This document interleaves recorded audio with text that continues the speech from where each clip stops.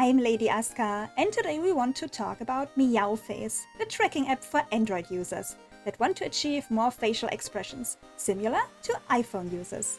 But this video will help iPhone users as well, so stay tuned. MeowFace was created by Suvidriel, that you may know from her YouTube channel. Thanks to her application, we Android users have finally a better tracking option that we can use together with VSeeFace. You can download MeowFace on the Google Play Store, and it's really easy to set up. But first, we want to get our Blendshapes ready, and that means we have to revisit HanaTool, because now I can finally showcase for what you use HanaTool for real. Before MeowFace's release, that wasn't really possible. We also have a kind of guest star today, as LittleLoopa agreed to be our test model for this tutorial. Follow her Twitch if you want to see this model in action, especially if you want to see how it could look with iPhone tracking. Let's say we just clipped the HanaTool Blendshapes to our model the same way as we learned it in the first part of this tutorial series.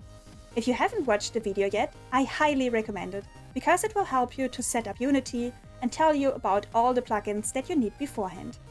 The links are, as always, down in the description. Also remember to check out this video here if you have an error message popping up while trying to apply the HanaTool Blendshapes, and see if it would help you. If you still can't get it to work, feel free to hop on our Discord and we can troubleshoot it together.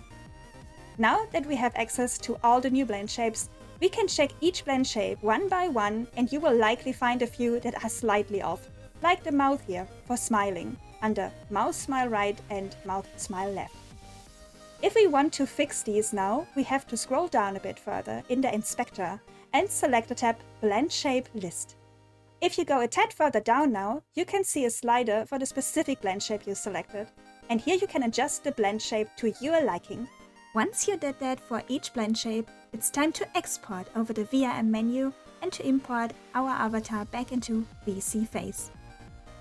To use MeowFace for tracking, we literally just start up the app and open up VSeeFace.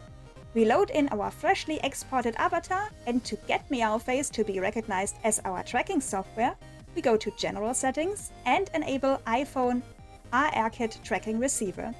This works the same if you use your iPhone for tracking. You have to select a tracking app now, and iPhone users select here iFacial Mocap, while MeowFace users select VTube Studio. MeowFace uses a similar protocol to VTube Studio, which is the reason why this works in the first place. Now, the only thing missing is your IP, and MeowFace is so generous to let you know which IP to put in here, as it's displayed in the top left corner of the app once you start it up. And after that, the magic happens, and I have to say I'm so blown away by the results. Of course, to use it for day-to-day tracking, I recommend you have your phone on a stand and your face should be well lit and in the center of the preview window.